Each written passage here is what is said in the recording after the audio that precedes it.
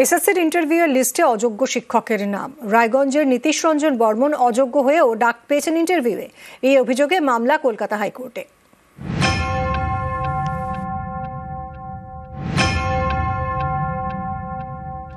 আমার স্বামী 2016 সালের এসএসসি টেন্টেড ক্যান্ডিডেট। সুপ্রিম কোর্টে আমরা সকলেই জানি, সুপ্রিম কোর্ট থেকে অর্ডার হয়েছিল যে যে সমস্ত টেন্টেড ক্যান্ডিডেট আছে তারা কেউ পরীক্ষায় বসতে পারবে না। দেখলাম যে ওনার 11-12 ইন্টারভিউতে ওনার নাম আছে বা ডাক পেয়েছেন উনি। সুপ্রিম কোর্টের নির্দেশ মেনে চলছে নিয়োগ প্রক্রিয়া। 11-12 শিক্ষকের চাকরির জন্য ইন্টারভিউয়ের লিস্ট বের করেছে এসএসসি। সেই লিস্টে নাম 20,500 জনের। এই লিস্টে নাম রয়েছে উত্তর দিনাজপুরের রায়গঞ্জের নীতিশ রঞ্জন বর্মনের। এই নীতিশ রঞ্জনের বিরুদ্ধে চাঞ্চল্যকর অভিযোগ তুলেছেন তাঁর স্ত্রী বিপাশা বর্মনের। প্রশ্ন, এসএসসির প্রকাশ করা অযোগ্যদের লিস্টে নাম ছিল নীতিশ রঞ্জনের। তাহলে কিভাবে 11-12 শিক্ষকের চাকরির পরীক্ষায় তিনি বসলেন, আর কিভাবেই বা তিনি ইন্টারভিউও ডাক পেয়ে গেলেন?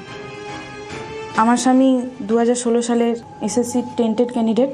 সুপ্রিম কোর্টে আমরা সকলেই জানি, সুপ্রিম কোর্ট থেকে অর্ডার হয়েছিল যে যে সমস্ত টেন্টেড ক্যান্ডিডেট আছে তারা কেউ পরীক্ষায় বসতে পারবে না। দেখলাম যে ওনার 11-12 ইন্টারভিউতে ওনার নাম আছে বা ডাক পেয়েছেন উনি। তো আমি এটা দেখে অবাক হচ্ছি যে ওনার মতন টেন্টেড ক্যান্ডিডেট যারা পরীক্ষা বসতে পারবে না তারা কি করে ইন্টারভিউ তার নাম আসে। যখন মামলাগুলো চলছিল সমস্ত এসএসসি 2016 সালের, তখন টেন্টেড লিস্টে ওনার নাম ছিল। ডিভোর্সটা স্যার আমার হাজব্যান্ডই আমাকে বিভিন্ন ফোর্স করেছেন। রায়গঞ্জের দেবীনগরের বাসিন্দা নীতিশ রঞ্জন বর্মন 2018 সালে এডুকেশনের শিক্ষক হিসেবে কালিয়াগঞ্জের একটি স্কুলে যোগ দেন।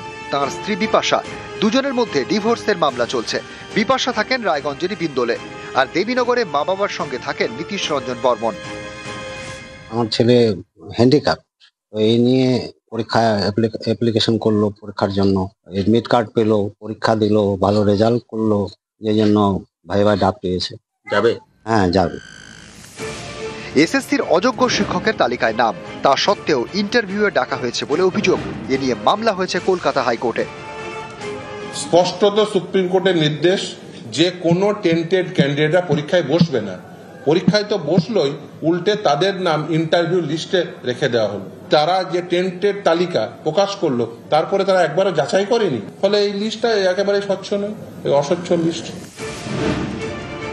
শিক্ষামন্ত্রী ব্রাত্য বসু জানিয়েছেন, নীতিশ রঞ্জন বর্মনের নাম এসএসসির অযোগ্য শিক্ষকদের লিস্টে থাকা সত্ত্বেও তিনি পরীক্ষায় বসেন এবং ইন্টারভিউতে ডাক পেয়েছেন।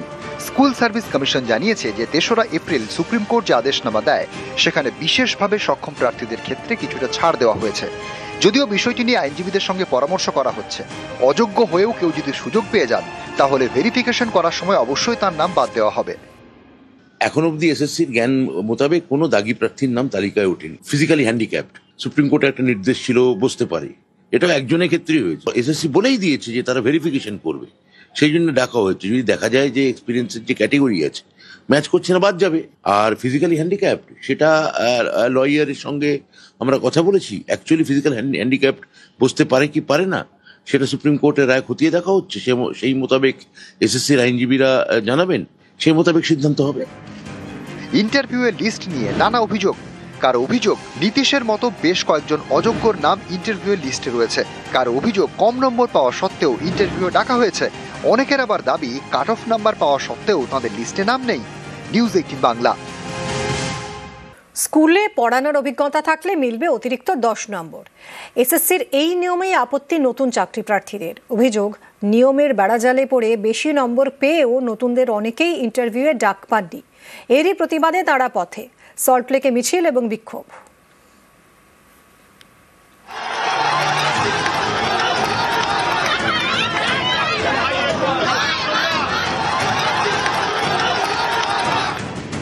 এসএসসির শিক্ষক নিয়োগ প্রক্রিয়া চলছে।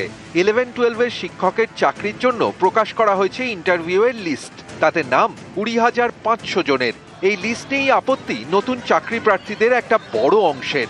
কারণ যেসব চাকরি প্রার্থীদের স্কুলে পড়ানোর অভিজ্ঞতা রয়েছে তাদের জন্য অতিরিক্ত 10 নম্বর বরাদ্দ করেছে স্কুল সার্ভিস কমিশন। নতুন চাকরি প্রার্থীদের অভিযোগ, এর ফলে তারা অনেক বেশি নম্বর পেয়েও ইন্টারভিউয়ের ডাক পাননি। আমাদের সঙ্গে চরম বৈষম্য করা হয়েছে।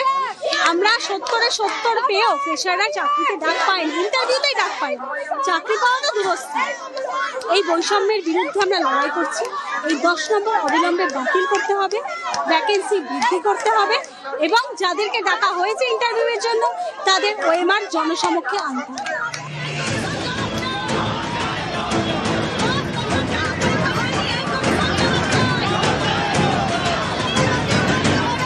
কেউ 9-10 শিক্ষকের চাকরির পরীক্ষা দিয়েছেন, কেউ 11-12 সকলেই নতুন চাকরি প্রার্থী।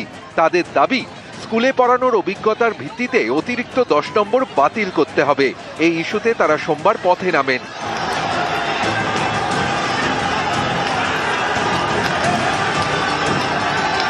সল্টলেকের করুণাময়ী থেকে শুরু হয় মিছিল। বিকাশ ভবন পৌঁছানোর আগেই আটকে দেয় পুলিশ। তৈরি হয় উত্তেজনা।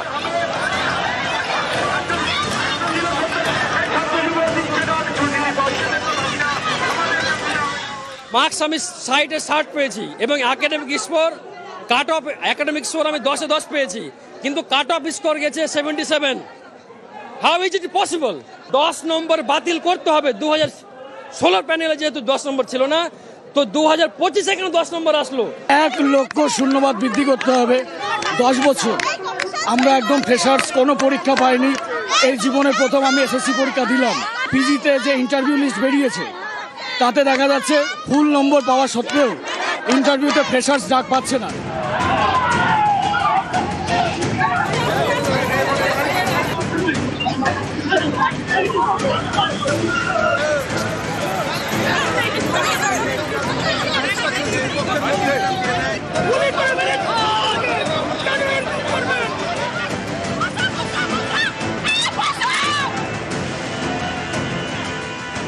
সুপ্রিম কোর্টের নির্দেশে নতুন করে চাকরির নিয়োগ প্রক্রিয়া শুরু করেছে এসএসসি। 11-12 শিক্ষকের চাকরির ইন্টারভিউ লিস্ট প্রকাশ করেছে। এই লিস্ট নিয়ে নানা অভিযোগ। কলকাতা হাইকোর্টে নতুন করে একাধিক মামলা হয়েছে। ইন্টারভিউ লিস্ট চ্যালেঞ্জ করে যে মামলা হয়েছে, সোমবার সেই মামলা শুনানিতে আইনজীবী ফিরদৌস তামিম বলেন, প্রাথমিক শিক্ষক ও মাধ্যমিক স্তরের শিক্ষকদেরও উচ্চ মাধ্যমিক স্তরের শিক্ষকতার জন্য অভিজ্ঞতার ভিত্তিতে নম্বর দেওয়া হয়েছে। 1997 সালে জন্ম হয়েছে এমন পরীক্ষার্থীকেও অভিজ্ঞতার জন্য নম্বর দেওয়া হয়েছে। তখন বিচারপতি অমৃতা সিনহা বলেন, 1997 সালে জন্ম, তাকেও অভিজ্ঞতার জন্য নম্বর, এটা কিভাবে সম্ভব? এক্সপিরিয়েন্স হতে কিন্ডারগার্টেন স্কুলে চাকরি করেছে সেটাও লিখে দিয়েছে। তাদের জন্যে তো এসএসসি বলেই দিয়েছে যে তারা ভেরিফিকেশন করবে, সেই জন্য ডাকা হয়েছে। যদি দেখা যায় যে এক্সপিরিয়েন্সের যে ক্যাটেগরি আছে ম্যাচ করছে না, বাদ যাবে। এখন অবধি এসএসসির জ্ঞান মোতাবেক কোনো দাগি প্রার্থীর নাম তালিকায় ওঠেনি। মামলার মতো হোক না।